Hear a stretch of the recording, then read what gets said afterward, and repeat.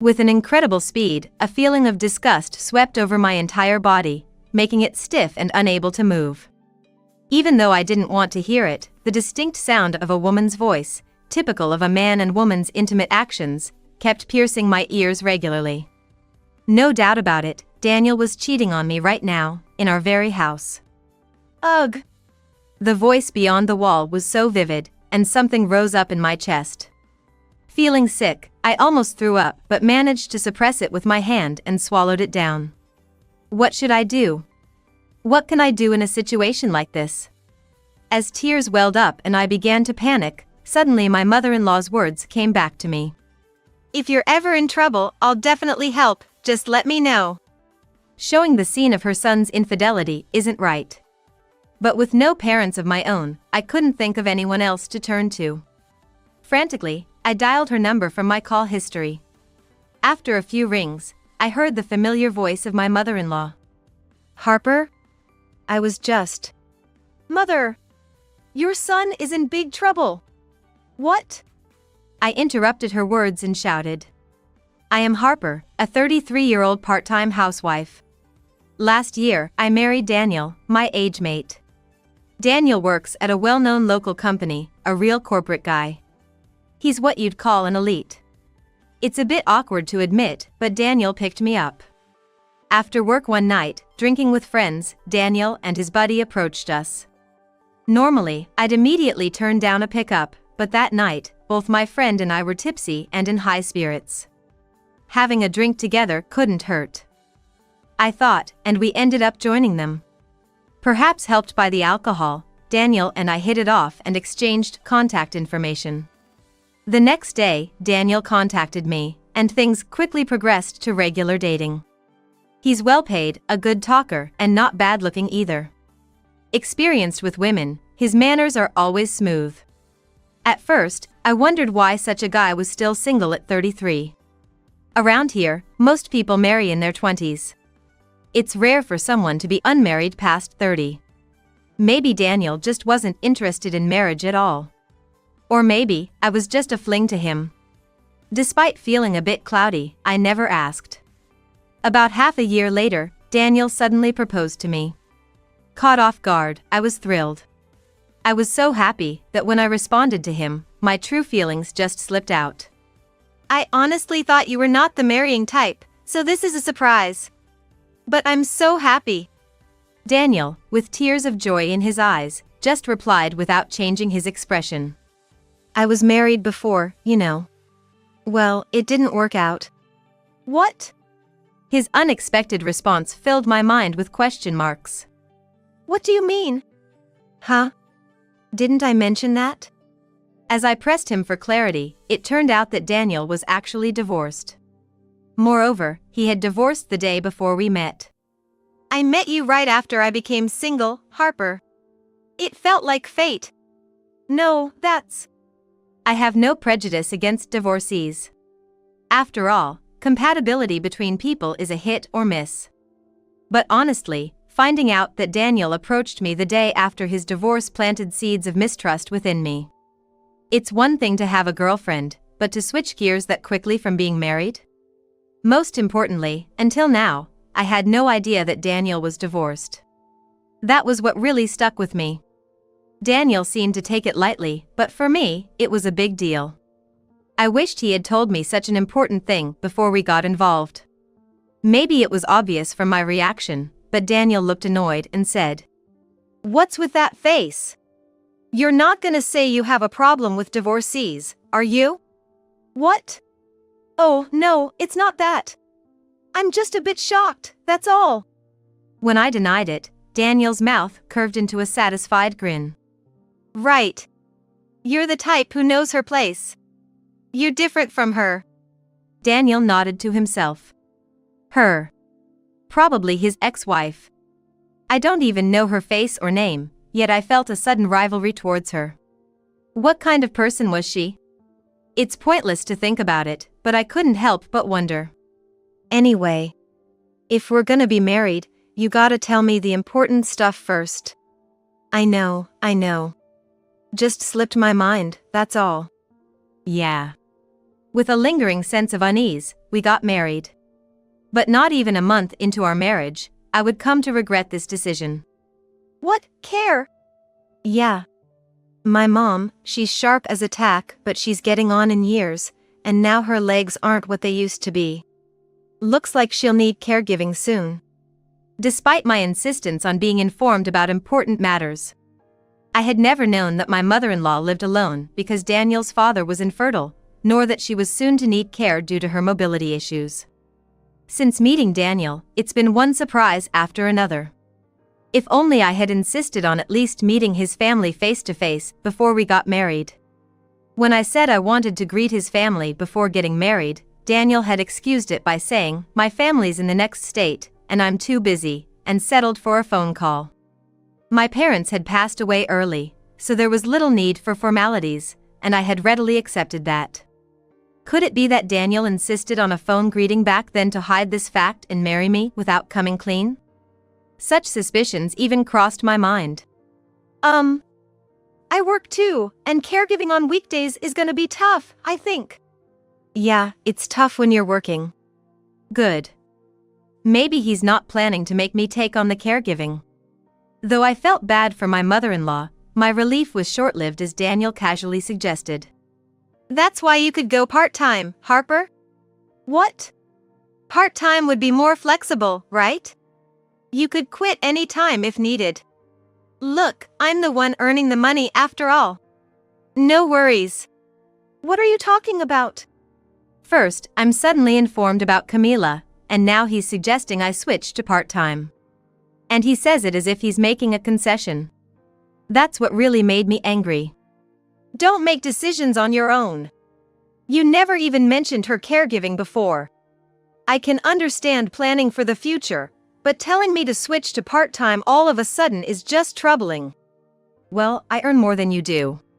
It's not like I can go part-time, right? Can you earn as much as me?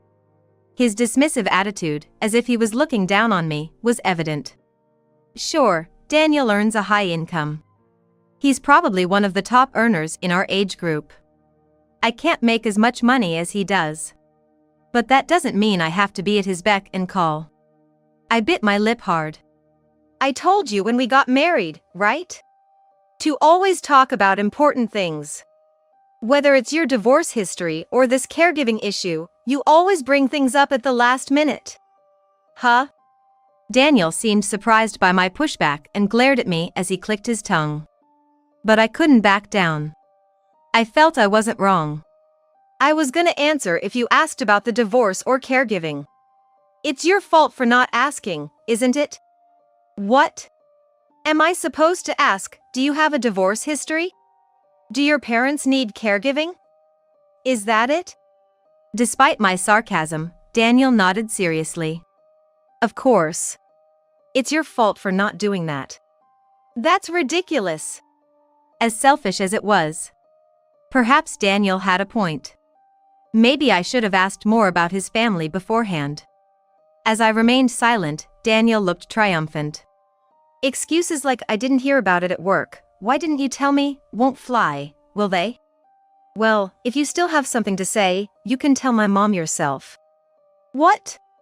Look, we both have tomorrow off, so I'll take you to my parents' house. You can tell her yourself. She'll be disappointed, though. With that, Daniel walked off to his room. Talk to my mother-in-law directly. Could I actually say it? She seemed so calm over the phone. It wouldn't be hard to refuse if she were unpleasant, but if she seemed kind. I might be overwhelmed with guilt. But I have a life too. We've been married less than a month, but I might need to consider divorce depending on how things go. I clenched my fists tightly, deciding to be brave. The next day arrived. Daniel and I drove to his parents' house. About an hour away from ours. When we arrived, I saw it was just a normal house. Daniel strode up and unlocked the door himself, and I followed him inside. "Mom, we're coming in," he called out as he opened the door to the back room. "Oh. Welcome." My mother-in-law, seated on the bed, waved at us with a cheerful smile. Hello, nice to meet you. I'm sorry about this. I fell and broke a bone not long ago. Broken bone. It turned out that her injury was why she temporarily needed care. It's so frustrating. I want to walk freely on my own again soon. Hearing this, Daniel turned back to her. What? You can walk on your own? Mom, didn't the doctor suggest a wheelchair? Not at all. They just said because of my age, I might not be able to walk if I don't do rehab. I secretly breathed a sigh of relief. It seemed Daniel had misunderstood the caregiving situation. Knowing the truth at his parents' house, we went home feeling reassured. Later, I had a chance to talk with her more slowly. She was truly gentle and kind. I hope I'm not causing you too much trouble, Harper. My son, he might have taken after his father, a bit self-centered. For better or worse, he's never really faced failure in his life, so he's overly confident. Indeed, Daniel had always been brimming with confidence since we met. I used to find it attractive, but now I see it as more of a hassle. Did he drag you here today? Are you okay? She genuinely seemed concerned for me. No, I'm fine. Thank you. How are you managing the housework? My sister's family lives nearby, so they help me out when really needed. It might take time, but I can walk if I try hard enough. Seeing her smile shyly, something tightened in my chest. Initially, I was totally against the idea of going part-time for caregiving. Yet here I was, wanting to help her. After discussing it with my workplace, I switched to part-time. I couldn't visit Daniel's parents' house every day, but I made sure to stop by once a week. My mother-in-law was very grateful, repeatedly apologizing, but I simply told her, it's my decision. Perhaps, having lost my own parents early, I saw my own parents in her. In the beginning, Daniel also thanked me, saying, I really appreciate this. Months later, although Camila's fracture had healed, her days of rehabilitation had begun. Harper, it must be hard coming all this way? I'm fine now. My leg is healed, my mother-in-law said, holding back for my sake, yet her walking was still unsteady. Moreover, since she couldn't drive, she would have to use a bus or taxi to get to the hospital.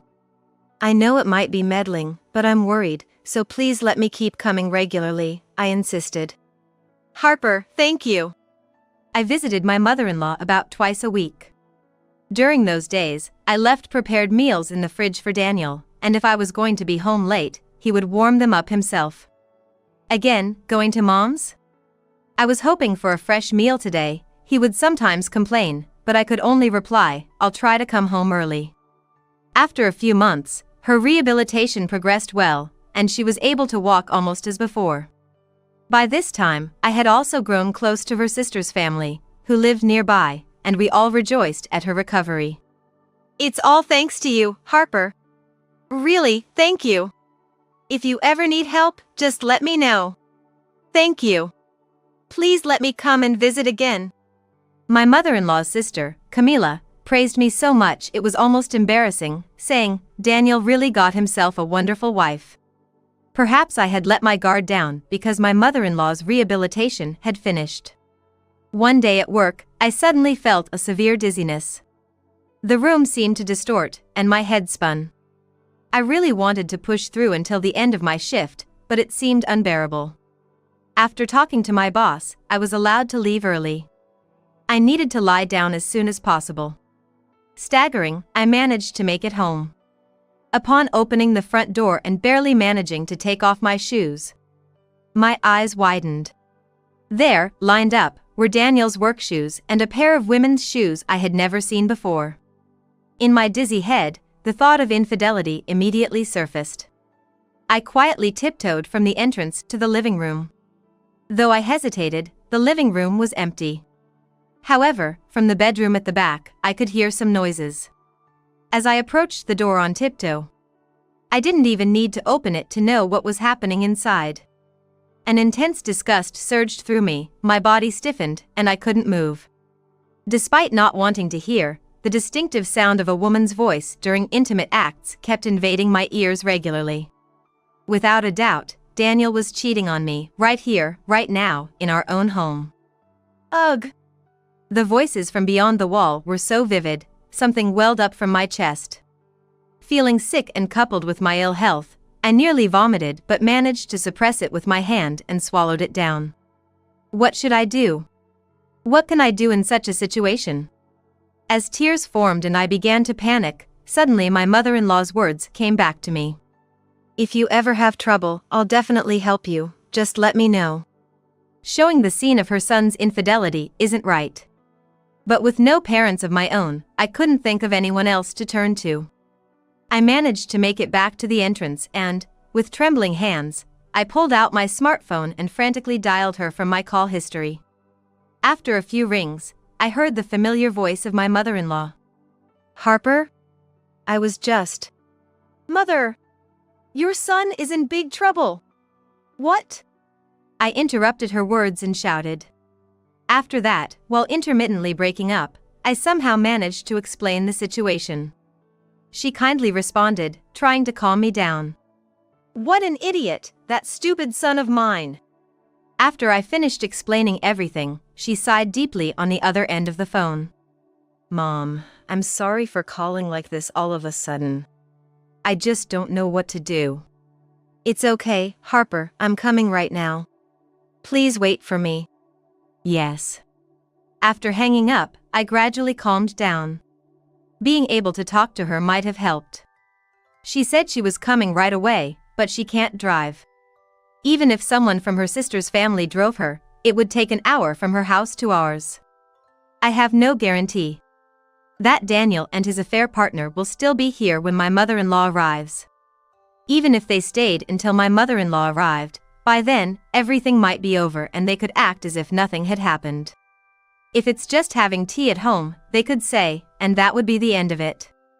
Without evidence, they could easily talk their way out of it. Then, I need to gather evidence now. Right now, they are in the midst of their affair. They couldn't possibly dream that I would come home early from work. Being off guard, it should be easier to gather evidence. Okay, let's do this. I took a couple of deep breaths and ventured back toward the living room. Just like before, as I approached the bedroom door, I could hear vivid voices. Perhaps because I was mentally prepared, I felt disgusted and uncomfortable, but I wasn't as shaken as before. Carefully, I started recording on my smartphone. The affair partner's voice was loud, so I was confident that the recording was going well. However, this might still be weak evidence of infidelity. I wanted something more conclusive. Should I quietly open the door? No, that would surely alert them. If they noticed, it would be over. The risk was too high. As I pondered what to do next, I noticed a smartphone lying carelessly on the living room table. It was Daniel's smartphone. It was carelessly left out. I quietly picked up the phone without making a noise. The password, oh. Of course. Daniel often didn't set a lock on his phone while at home because he found entering the password bothersome. Sure enough, it wasn't locked now. Does he really think I'd never check his phone? Since he hadn't even locked his phone, it seemed he never suspected I would doubt his fidelity. Can someone really be this unprotected with their smartphone while cheating? Could it be that he felt secure in my trust, or did he think so little of me that he believed he wouldn't get caught? I couldn't know what Daniel was thinking. But now, I could look into his phone. I feel a bit guilty, but just a quick check. I examined the messaging app and call history. There it was, name after name, Ellie.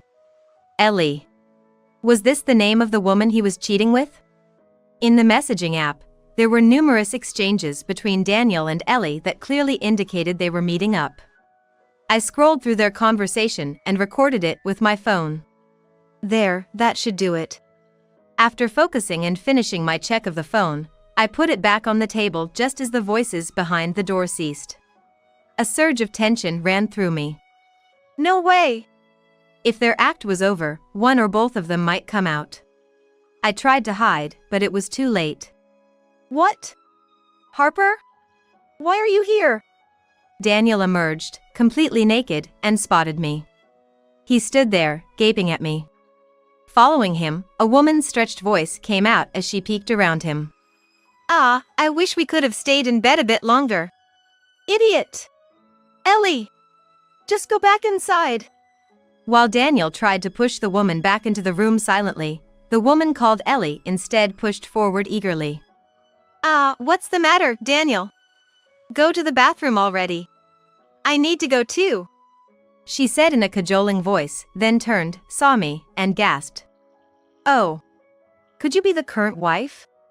And you are, who exactly? Ignoring her question, I asked coldly, and Ellie narrowed her eyes with a smirk. I'm Ellie, Daniel's ex-wife. Despite being in her underwear, Ellie showed no embarrassment. Knowing that I must be Daniel's wife, she looked at me with a challenging expression, almost like a declaration of war. Was this really Daniel's ex-wife? Glancing at Daniel, he stood there, just in his underwear, looking defeated. Ellie, just stop. Don't make this any more complicated.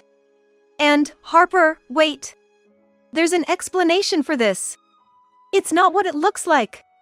What possible explanation could there be for coming out of the same room naked with your ex-wife during work hours? Enlighten me? Well... Daniel's eyes darted around nervously. What's the matter? Hurry up and explain. It's not infidelity, right? There's a valid reason, right? Well, if you say valid, I'm kind of at a loss here. As Daniel hesitated, Ellie's voice echoed from behind him. Scary wife. Come on, it's just cheating. What? That's not okay at all.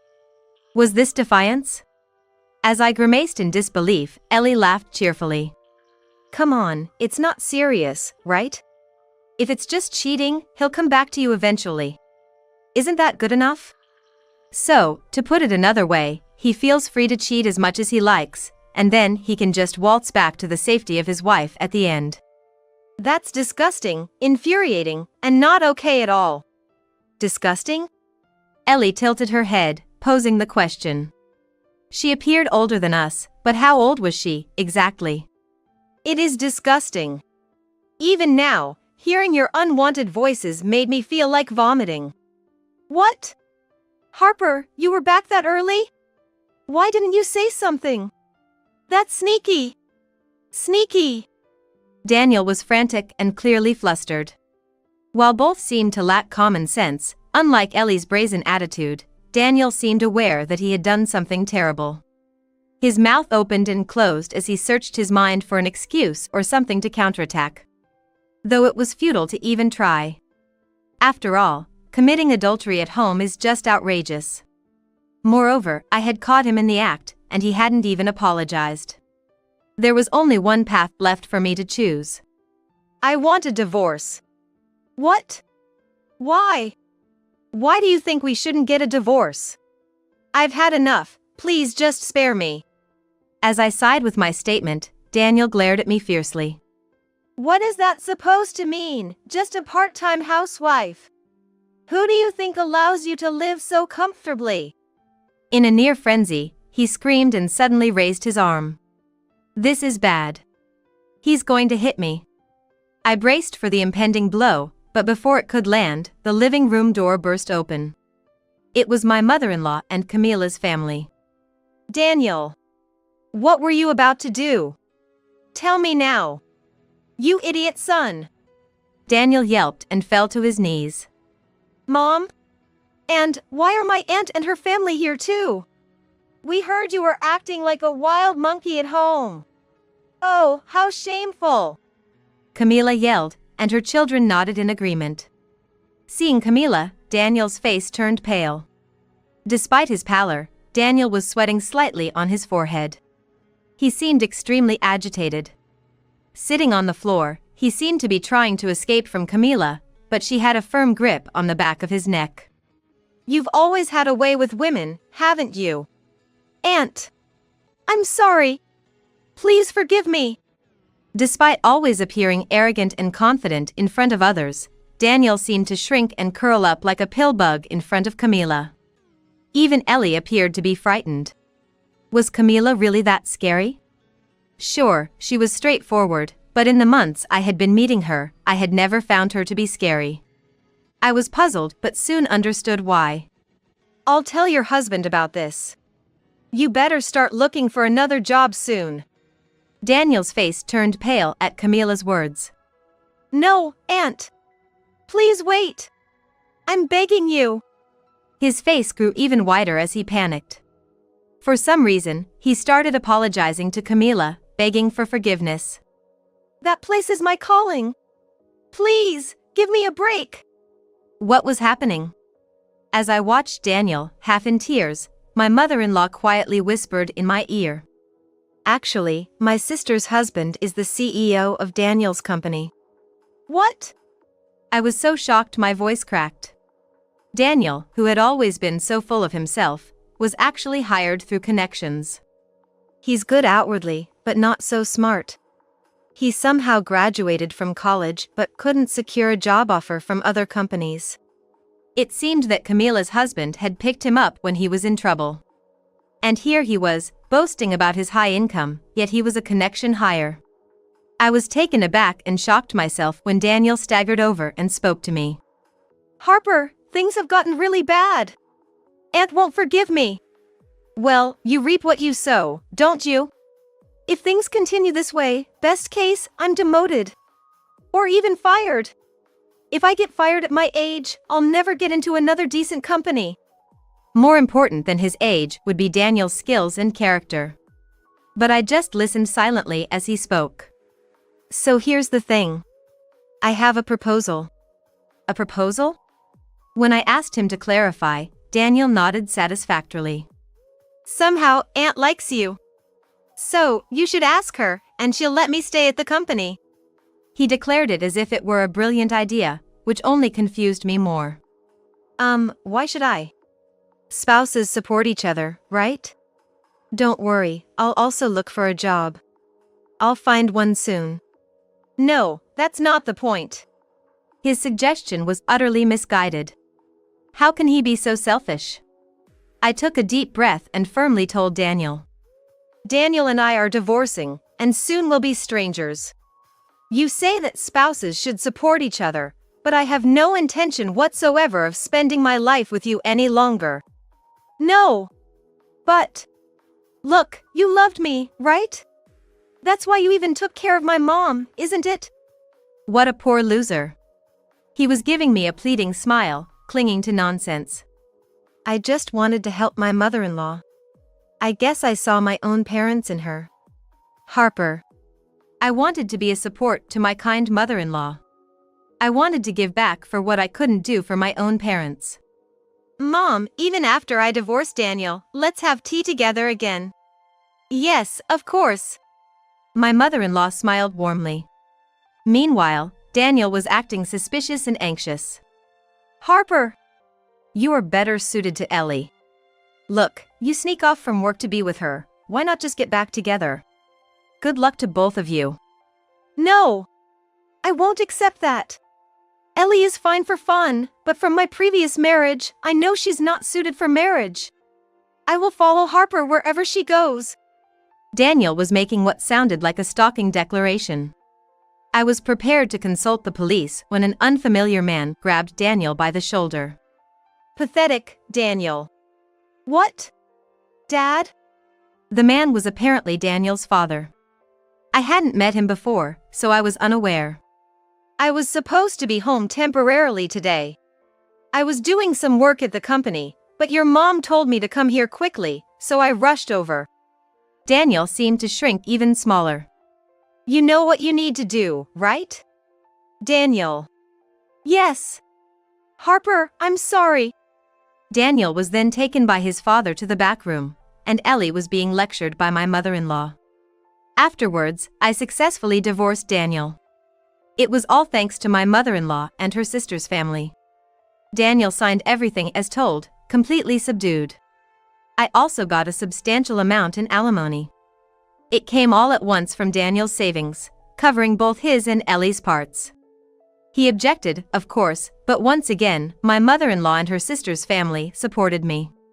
The amount was surprisingly large, and when I consulted with my mother-in-law, she advised he deserved it. Just take it. Daniel, having lost most of his savings, was told by his parents they would manage his finances from now on since having money only led him to trouble. He was fired from his job and reluctantly started working part-time, struggling with the change from his previous employment. Meanwhile, Ellie was diligently working as a cashier at a supermarket.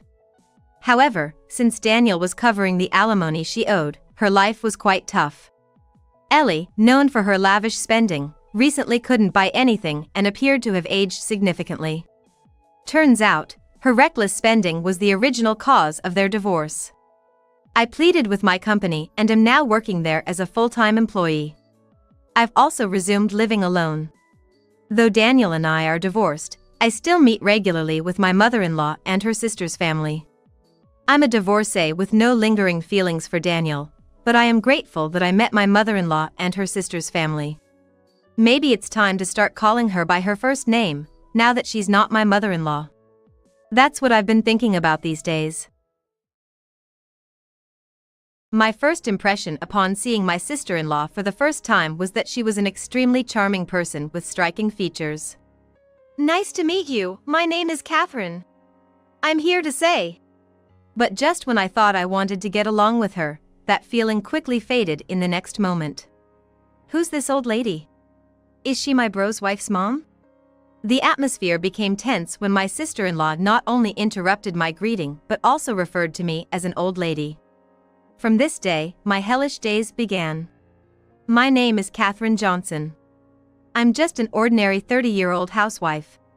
4 years ago, I was a career woman, totally engrossed in my job. Not to brag, but I was quite popular at the office. I achieved many accomplishments and was admired by my subordinates, superiors, and clients alike. My husband, Bob, was one of them. Bob and I would often meet since we dealt with each other's companies. The start of our friendship was at a party with Bob's company when he initiated a conversation with me. It seems my reputation had reached Bob's company too. According to Bob, he wanted to see for himself if the rumors about me were true, so he decided to join the business meeting with me. At first, he was skeptical, but as we worked together, he fell in love with my strong core and way of life. He felt that I was the only one for him. When I heard that he was determined to make me fall for him, I thought it was cute, like something a high schooler would do. As for me, I had been smitten from the very beginning. You see, Bob had such striking features and was incredibly popular among women. Embarrassingly, Bob was just my type, so I had a secret crush on him. We were business partners, so I kept a certain distance.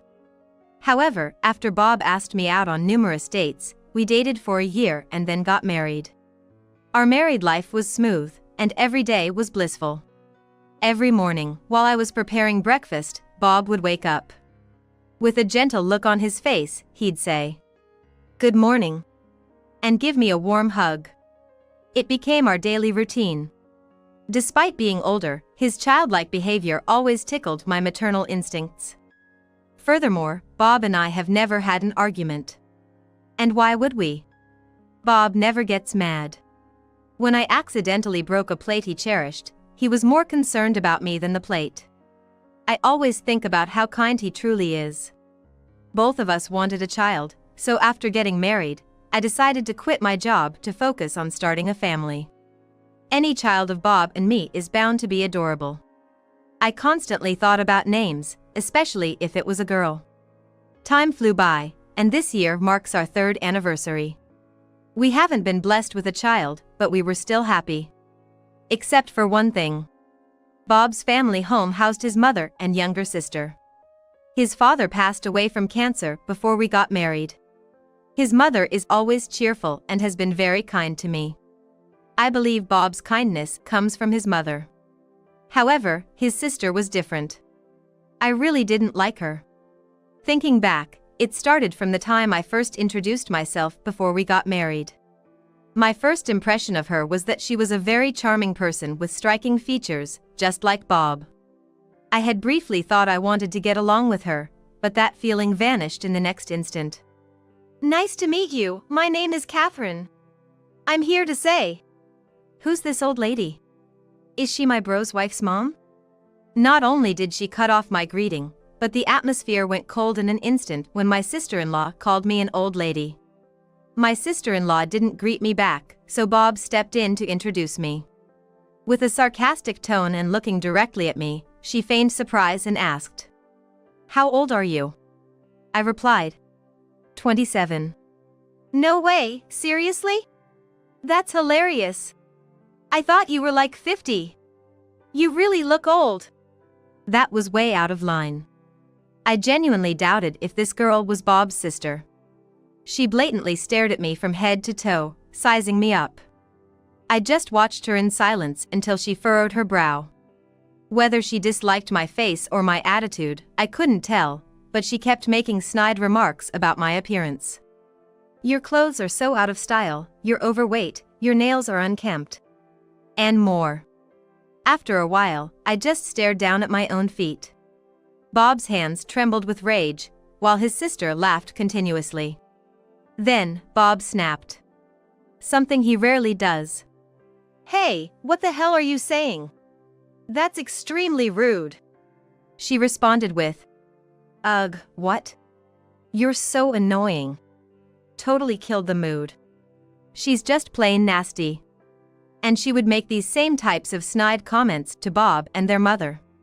They had put up with her behavior for years without expecting any change in her attitude. Both Bob and his mother apologized to me later. They weren't at fault, so why were they apologizing? I felt sorry for them, but at the same time, I harbored anger towards the sister-in-law for making such remarks to her own family. To minimize contact, I decided not to visit Bob's family home anymore. I heard about the sister-in-law through their mother, but she never caused any harm to us, so I went on living my life peacefully. Then, one day, an incident shattered my happy daily life.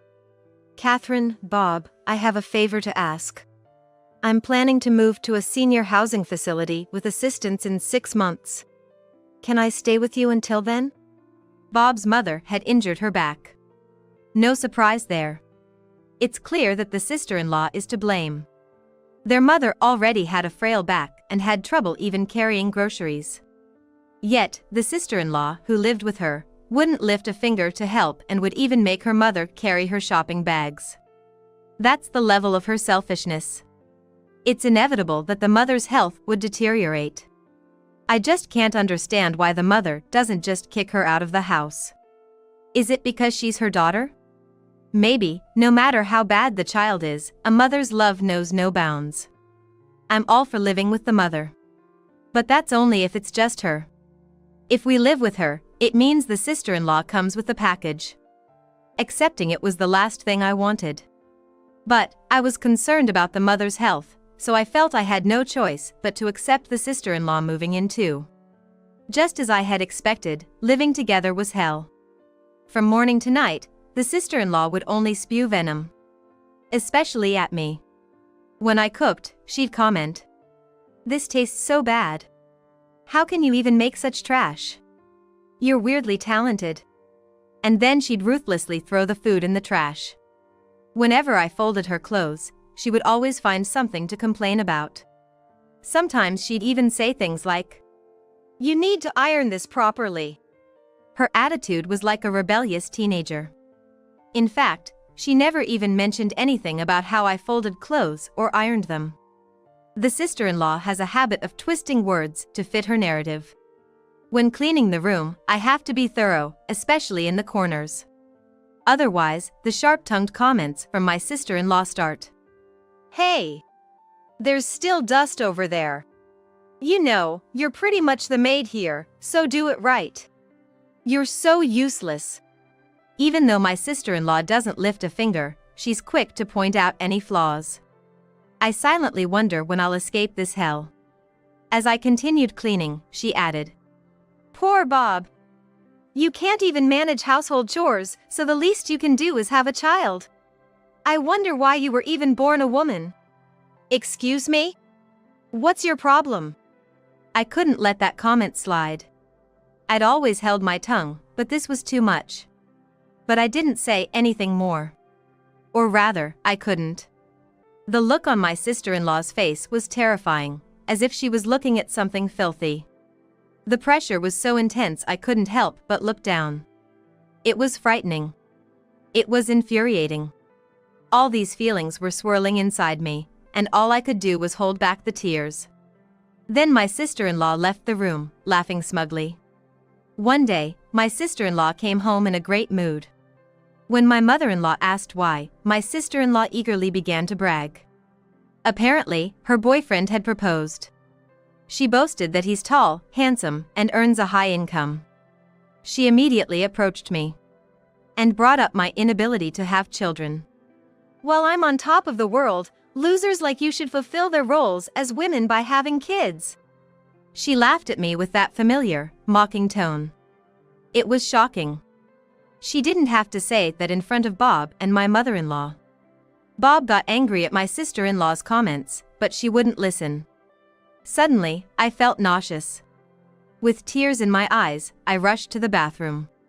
From behind, I heard her say, "Pathetic." But I felt so sick that I didn't care. From the living room, I could hear Bob and my sister-in-law arguing. My mother-in-law was beside me, patting my back, and said, "Children are a blessing.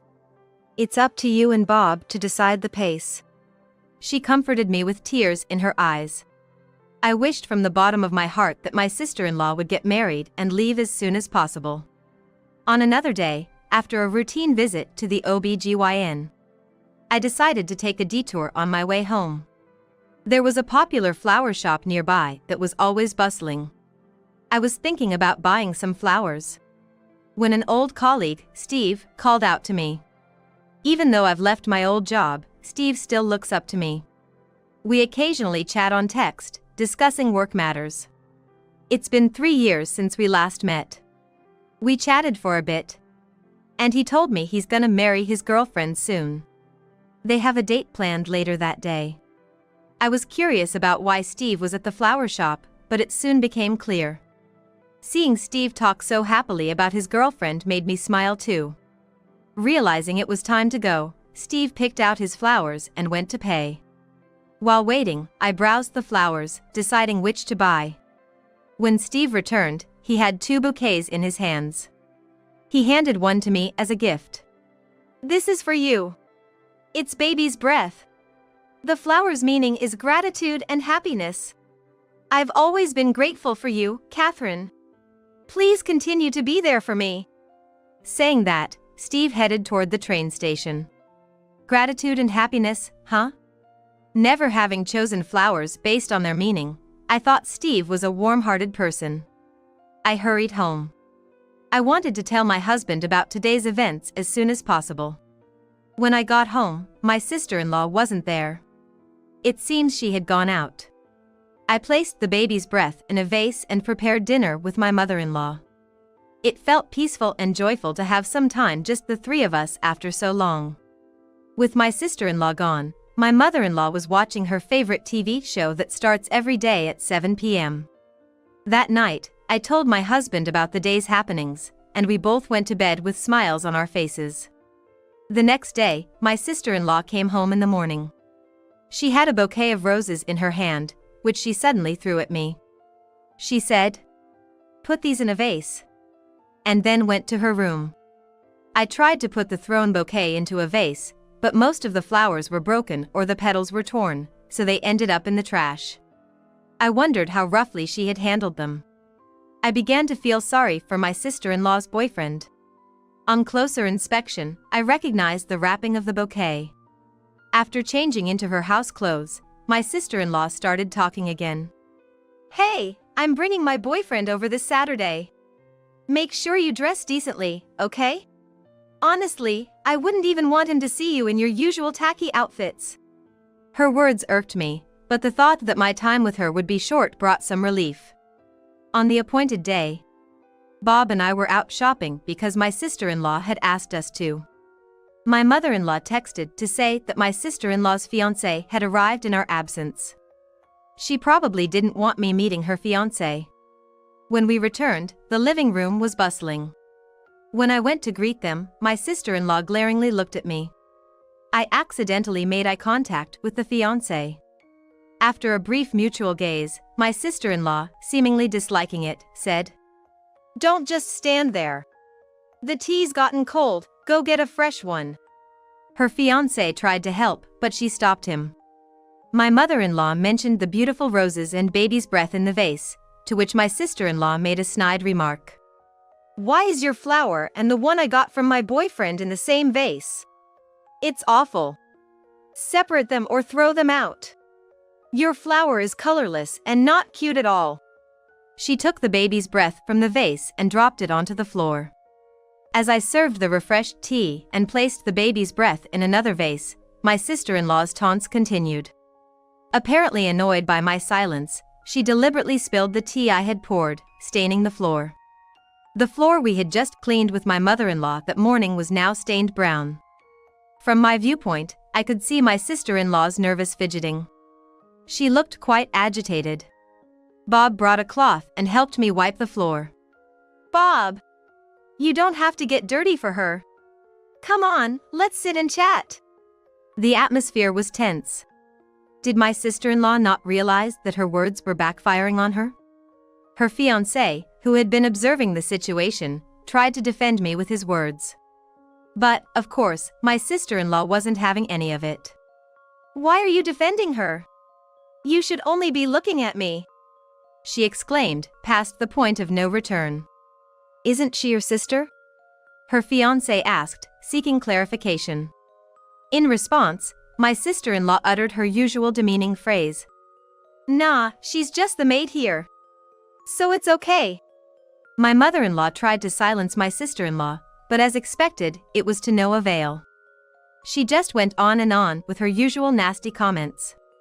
Once she was done ranting with a satisfied look on her face, her fiancé looked straight at her and said something. "Let's break up." "What?" Steve was livid. No wonder, after all, he was the Steve.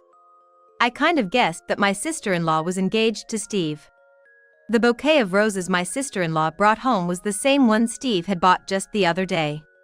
"Catherine is a senior colleague at my workplace, someone I respect and who's kinder than anyone else. And about that baby's breath flower you said wasn't cute, I sent it to Catherine. Sorry for my bad taste." "Wait a minute, I had no idea you two worked together." My gleeful sister-in-law began to panic.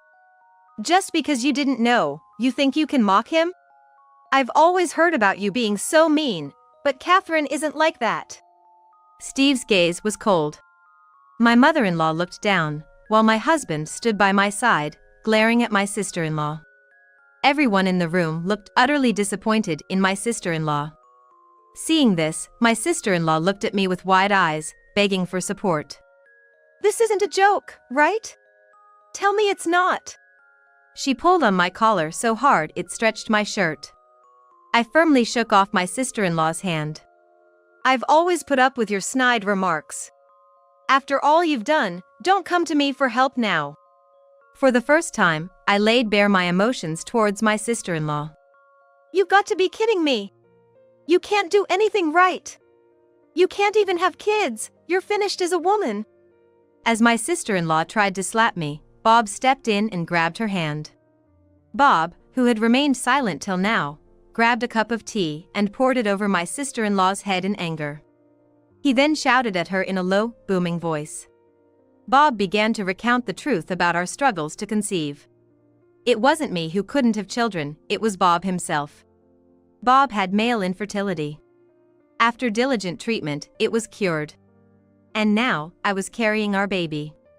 Furious at my sister-in-law's comment, Bob shouted at her to apologize immediately.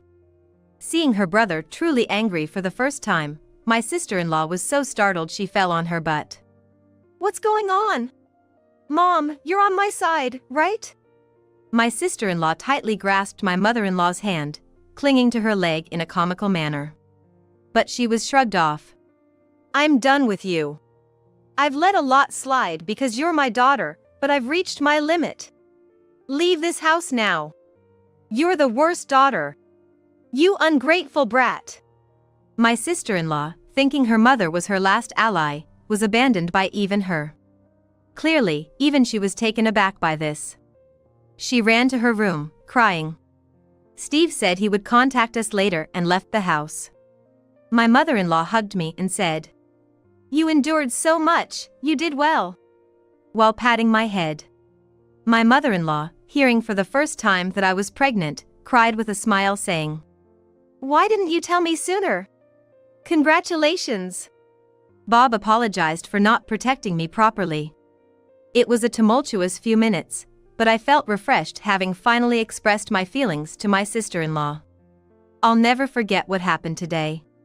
Later, my mother-in-law moved to a senior living community, and the family home was sold. Bob and I decided to move closer to my mother-in-law. We wanted her to watch our child grow up. I haven't heard anything about my sister-in-law since. After that, Bob dragged his reclusive sister out of the room and forcefully threw her out of the house, belongings and all. No one has been in touch with the sister-in-law, so nobody knows where she is or what she's up to. I got a message from Steve via text that he had sent a letter and some flowers. A bouquet of baby's breath had just arrived in the mail.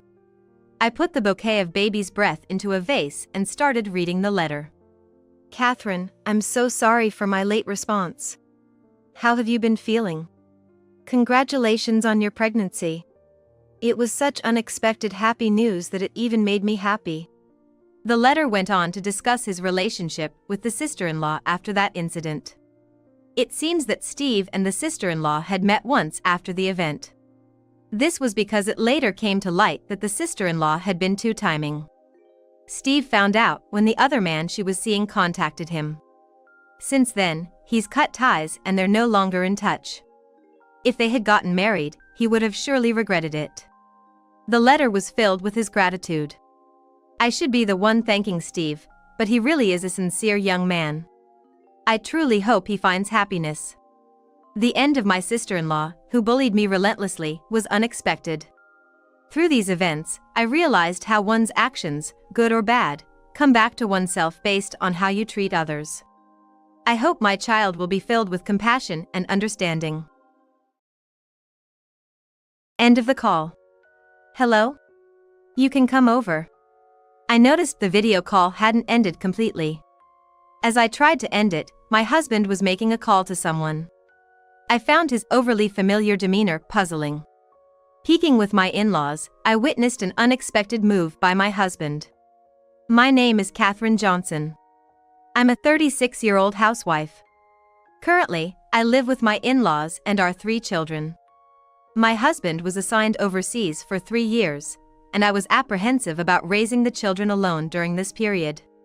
I worried about potential illnesses or injuries.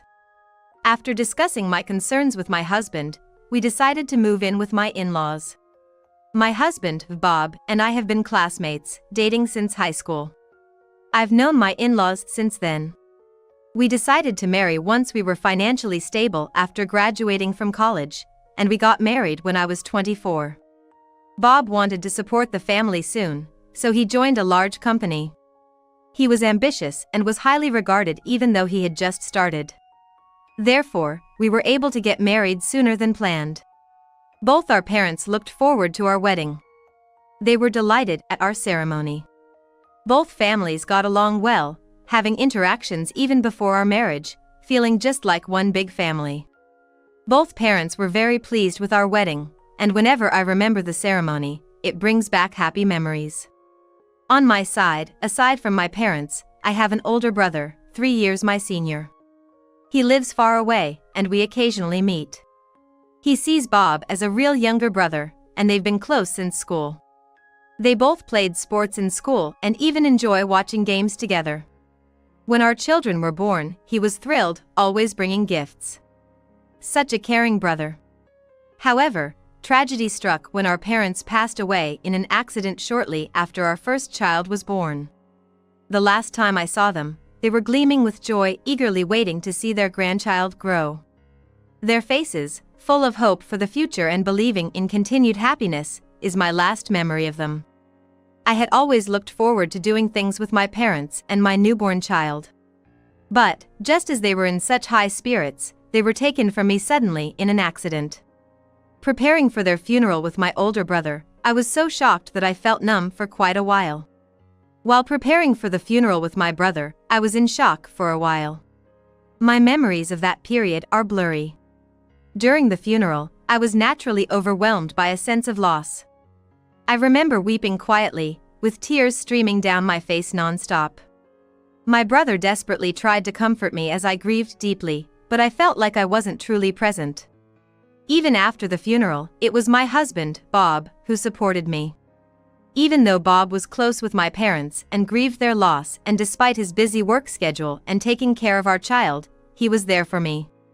Seeing how Bob handled everything, I realized I couldn't stay like this and began to slowly recover. When I apologized for the burden I had placed on him during that time, Bob just laughed. Couples are there to support each other during tough times. It's a given for me to be there for you, Catherine. It's only natural to put on a brave face for our family, even if it's hard," said Bob. Inspired by Bob's attitude, I vowed to do my best for our family. My in-laws, knowing how devastated I was during that period, became even more concerned about me. "Catherine, we consider you our very own daughter. Please, don't hesitate to rely on us. We're here to help and support you anytime," they would tell me. Knowing them, I was reassured that living together would be worry-free.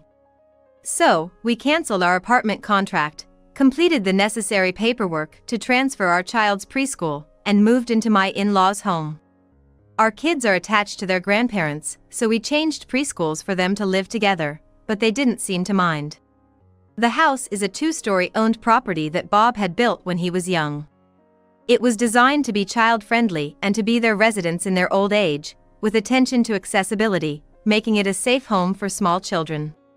The house is slightly bigger than our previous apartment, and given our young kids, moving in didn't pose any problems. Our old apartment wasn't 2-story, so initially, the kids found the stairs fascinating and often played on them together. I was concerned about how the change in environment might affect them, but seeing them play so energetically eased my worries. Even though they had to switch preschools, they seemed to adjust well and made new friends quickly. Though I was anxious they might follow from the changes, they've been healthy, which puts me at ease. Ever since we moved to New York, we've been living harmoniously with my in-laws, supporting one another. At first, since I was a stay-at-home mom, I intended to handle all the household chores. However, my in-laws proposed we share the responsibilities. While I took care of preparing meals, my mother-in-law did the laundry, though sometimes we'd switch roles. Apparently, she's not great at cooking, so she was relieved, and she even complimented my dishes. The house cleaning was shared between my in-laws and me, freeing up more of my time. I now get to spend more time with my kids, and I believe I've become more attuned to their subtle changes. The only issue, if it can be called that, is the kids missing their playtime with Bob. They adore him, and whenever he had time, he used to dote on them a lot. Despite his tiring job, Bob would sometimes tell me to take a break and handle some chores. He works hard, both at his job and with the kids, so much that I sometimes worried if he was resting enough. "Even though you work and handle house chores, are you sure you're getting enough rest?" When I asked Bob this, he assured me he was fine. Bob is gentle, family-oriented, and has a bright and cheerful demeanor. Being overseas, it's not so easy to travel back and forth, and in the span of 3 years, he only came back to the States once. Video calls with Bob while he's on his overseas assignment are something my kids and I really look forward to. With a 14-hour time difference, finding a common time can be tricky, but we try to video call at least once a month. We also exchange emails regularly, but nothing beats seeing each other's faces. We're always curious about his life abroad and want to ensure he's okay. Recently, the kids have grown more interested in the glimpses of foreign settings and Bob's stories during these calls.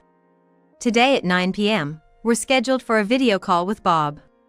The kids, eager to talk to their father, have even taken naps to ensure they stay awake. As I set up the computer for the call, the kids line up properly and soon start a lively conversation with Bob. "Been a while, how've you been?" When Bob's face appeared on the screen and I called out to him, the kids responded with joyous voices. "Hey, Dad. We're doing good. Guess what?" They began, animatedly using their hands to emphasize their points. Bob listened with a delighted expression.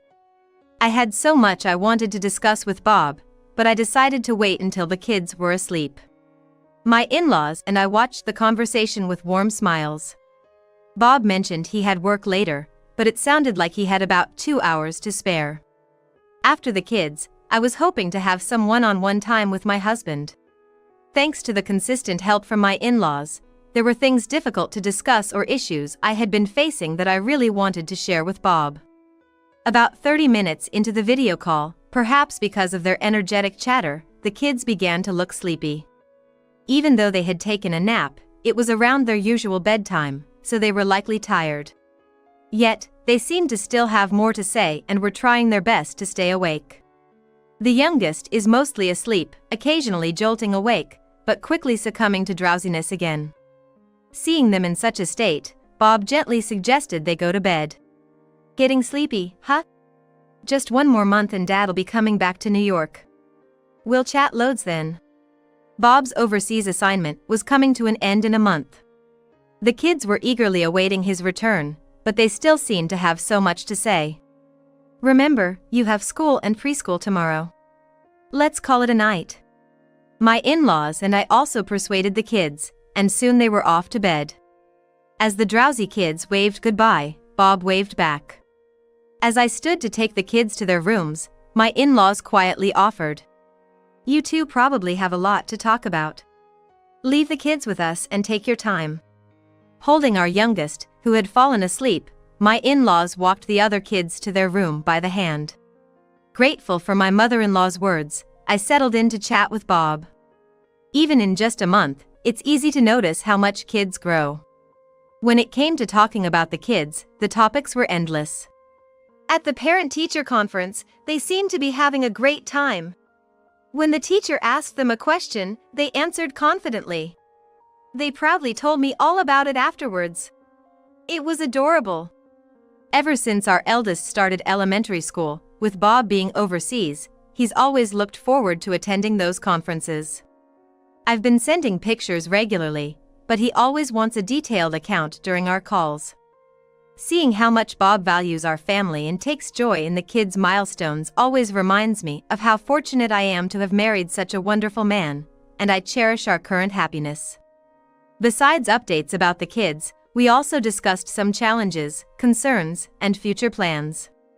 After a while, my in-laws joined back in our conversation. Before we knew it, it was midnight. Bob had work to start, and we had an early day ahead, so we wrapped up the call. Good night. You have work now, so take care, I said. Intending to end the call, I mistakenly only turned off my camera, leaving the call still active. Realizing I hadn't fully disconnected, my drowsy brain scrambled to properly end the call. Call's over. Hello? I'm done with the family call. You can come over now. Then, without noticing the computer screen, Bob started making a call to someone. He had said he was about to get ready for work, but now he's inviting someone over? Moreover, the way he spoke was quite friendly, giving me an uneasy feeling and making me hesitant to end it. It felt not just friendly, but there was a kind of sweetness as if he was speaking to a lover. What's going on? Noticing my reaction, my in-laws asked, curious. I thought he was heading to work, but it seems like he invited someone over. It's bothering me. I felt guilty about eavesdropping, even though he's my husband, but I told them I just wanted to check who was coming. Seeing Bob's behavior on the phone, it seemed like my mother-in-law felt the same way and agreed with me. So we decided to watch together. Although I had a bad feeling, I reassured myself thinking, maybe he's just close with a coworker, and I'm overthinking this. However, a foreign woman walked into the house, chatting familiarly with Bob and even touching him. No matter the cultural differences between the US and other countries, you wouldn't just invite a woman into your home or be this intimate. I instinctively looked at my in-laws, and both had a grim expression. They murmured in disbelief, watching the video as if seeing something inexplicable. But just as I thought maybe I was overreacting and it was just cultural differences, the two clearly began to engage in infidelity. Wait, what? Seeing Bob's shocking behavior, I was more calm than angry and quickly pressed the record button. My in-laws had a mix of guilt towards me and anger towards Bob on their faces. "Catherine, are you okay? You don't have to watch this if it's too hard," my mother-in-law said, concerned about me who was visibly shaking. Even in this situation, the care from my in-laws brought some comfort. "I need to see this for evidence." "I'm fine," I assured her and continued to watch. While I felt disgusted and angry about being cheated on, I was surprisingly calm. After the appalling act, the two began to talk on the bed. From their conversation, it was evident that the woman knew Bob was married, and it seemed to be a relationship limited to his time abroad. "Thanks for taking me on that trip the other time." "No problem. Thanks to your guidance, I had a great time." It turned out Bob had taken the woman on a trip recently. The destination was a place our kids had expressed interest in and we had talked about visiting as a family someday. And since they had no acquaintances abroad, they seemed to have enjoyed their trip without any inhibitions. "But you covered the expenses, right? Is the money okay?" The woman spoke worriedly about money, seeming nervous about her affair being discovered. Unbelievably, Bob had been telling me he earned less than he actually did, and he had confided in me that he had been spending the extra on his leisure.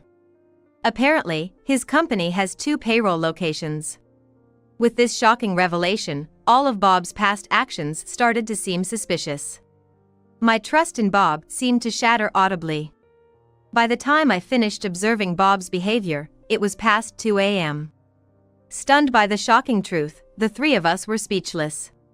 "Let's get some sleep for now, and then think about what's next," my father-in-law muttered, and we decided to head to our bedrooms. Once in bed, I was wide awake, unable to sleep. Bob had always been caring, proactive in work and childcare, and kind. We've known each other since high school, so I thought I understood him pretty well. I never thought that the Bob I knew was a lie, but with recent events, I felt I no longer knew him. I had always believed he'd never cheat, and if it were just eyewitness accounts or photos, I probably wouldn't have believed he was having an affair. But having seen the scene on a video call, I was in shock and my thoughts were frozen, but gradually various emotions towards Bob began to well up. I found myself wiping away tears that wouldn't stop flowing. Knowing I had to be up early, I tried to sleep, but my mind kept returning to Bob, and my drowsiness vanished. Before I knew it, it was morning, and I hadn't slept a wink. I used makeup to hide the redness around my eyes from crying, and started preparing for the day. "Good morning, breakfast is ready," I called out cheerfully to my children, trying to act as usual. "Mom, are you okay? Your eyes are red. Are you all right?" I had tried to act strong in front of the kids, but they looked worried.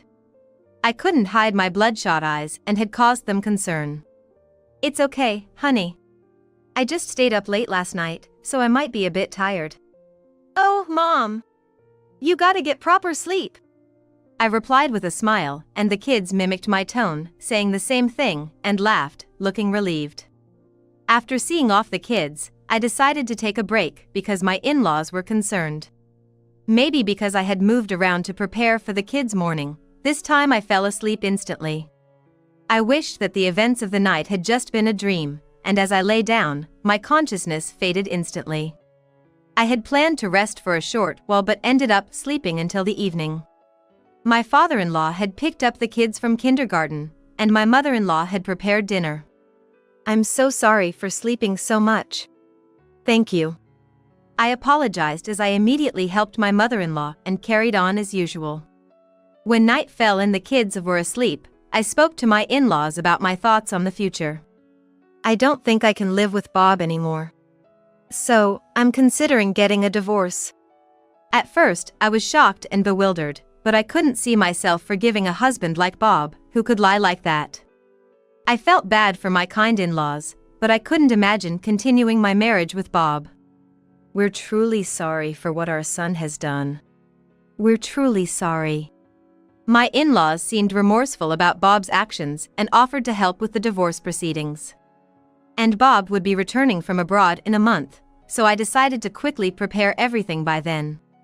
The next day, I immediately consulted with a lawyer known for handling infidelity and divorce cases. Also, Bob was quite active on social media, posting about his life abroad. He had been posting photos from overseas, and our kids enjoyed seeing them. I thought he might be careful about it, but since his partner seemed to be a foreigner, I thought there might be some clues on his social media. So I checked. After investigating, I found the woman he was seeing and hired a private investigator to identify her. Turns out, she worked at the same company as Bob and was a local employee there. So, I explained the situation to Bob's company and asked for their cooperation. Bob had always been a straight shooter, so they didn't believe it initially. However, after showing them the video evidence, they understood and offered their support. I also informed my brother and some close friends about the whole thing. Everyone was skeptical at first, but after showing them the video, they all sided with me. That guy, even with a family, what was he thinking, betraying like that? Especially my brother, who was close to Bob and trusted him with me, was quite furious. Though it was just a month's time, being a homemaker gave me the flexibility to prepare, and with the video evidence at hand, I managed to get everything ready for the divorce. With the support of my in-laws and by splitting up the necessary tasks, we managed to finish everything before Bob's return. However, explaining to the kids was a real challenge. They were attached to Bob and were eagerly waiting for his return. If I didn't tell them we won't see him anymore, even after the divorce, they might still want to live with him. But, considering their young age, I softly explained the situation with Bob and managed to convince them that we couldn't live with him any longer. Your dad, you see, he told us a very bad lie. And I just can't forgive him. So we can't live with him anymore. Really? Well, okay then. Since Bob had been away on work abroad before, they thought it was just another one of those times. They'll probably understand better as they grow. For now, they seem to accept the fact that they won't be living with Bob. Having finished all the preparations, I invited the newly returned Bob for a meal, saying it's been a while. I told him to meet at a private dining room in a restaurant. To Bob's surprise, not just me and the in-laws, but also some company executives and a lawyer were present in the room. By the way, my kids were with my brother, who feared he might hit Bob if he saw him. What's going on? Why are all these people here? In front of all these unexpected faces, Bob asked with a puzzled look. The lawyer began explaining about his infidelity and the divorce. I haven't cheated. There must be some mistake. Bob vehemently denied, acting like a victim. Even when confronted with photos of the other woman, he insisted they were just colleagues and she was simply helping him adjust to life abroad. My husband desperately tried to explain himself, and had I not known any better, I might have thought it was all a misunderstanding. Seeing Bob lie so effortlessly, a chill ran down my spine. You still say the same after seeing this? Losing patience, my father-in-law, trying to keep his anger in check, showed the video evidence. Bob, clearly agitated, started to panic. How did you get this? I didn't think I was being filmed. His employers then told him they couldn't trust him anymore and notified him of his termination. My in-laws were furious with Bob, my husband, and confronted him. No, family is everything. Trust me, I'm not gonna get a divorce. I looked at Bob coolly, wondering what he was trying to say now. We'll discuss the divorce in detail later. I calmly said that to a flustered Bob and left the room. That night, Bob, hoping to talk to me, came to the house where we had lived with my in-laws. However, my children and I had already moved out. Through connections from my father-in-law, we were introduced to a secure and comfortable property, and we had moved immediately. I didn't want to see Bob anymore, so I made a snap decision to move. I felt guilty about having to change schools and daycares for the kids, but they seemed fine with it, which was a relief. Bob came over and wanted to know where our new place was, but my in-laws firmly refused to tell him and gave him a piece of their mind. Bob apparently left after that. He kept sending persistent messages afterward, but I only responded about the divorce mediation and ignored the rest. He kept sending messages full of excuses. It was annoying, thinking if he didn't want this, he shouldn't have cheated in secret. Furthermore, my mother-in-law informed me that a neighbor had spotted Bob near the school and kindergarten. He was probably waiting outside to catch a glimpse of our kids and talk to me. Hearing this, I was relieved we had moved to a distant area. A few days later, at the divorce mediation, Bob had lawyered up well, and we finalized the divorce smoothly. I claimed a portion of our assets and gained custody of all 3 kids. It was also decided I would receive child support. Bob pleaded, Please don't divorce me. I'll never cheat again. I've been good till now, right? Give me another chance. It was just a lapse in judgment. But it was too late. You enjoyed yourself abroad without me. I don't want to see your face anymore. Bob tried to cling, but I had no trust left for him and brushed him off coldly.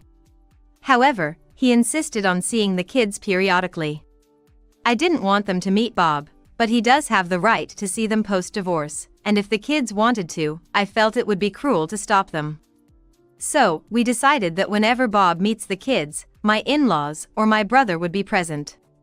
After the divorce, Bob, not giving up, asked friends to mediate, playing the victim. However, since I had explained the situation to them in advance, they refused him. If I hadn't informed them, they might have felt sorry for Bob, leading to further issues. I was truly glad I had informed those around me about everything. Bob was once seen as a diligent worker and a loving father. But now, everyone knew about his lies and infidelity. He had no allies. His friends distanced themselves, my in-laws kept their distance, and Bob became increasingly isolated. Currently, Bob has almost run out of savings, and he has child support to pay, so he's been working non-stop. Because his previous professional circle knows about his actions, he's taken a full-time job in a different field. He's also juggling multiple part-time jobs. In the beginning, he was excited to see the kids, but as they grew, they understood what he had done, and the meetings became less frequent. I'm not sure about his mistress since she's abroad, but I heard she received a warning from her employer. She's still overseas, so I hope at the very least she's learned her lesson about getting involved with a married man. Life after the divorce is comfortable with the asset division and child support. Considering my children's future, I started working again. It was tough on my own, but with my brother's help, I managed to raise them well. Currently, I live on my own in a town a bit away from the city, where it's not too inconvenient. Since I've shifted to remote work, I spend a lot of time at home. Now that my children have grown and moved out, I have more free time. I'm enjoying a relaxed life gardening. Occasionally, my children visit with my grandchildren. I look forward to treating them to meals I've prepared, savoring my peaceful retirement.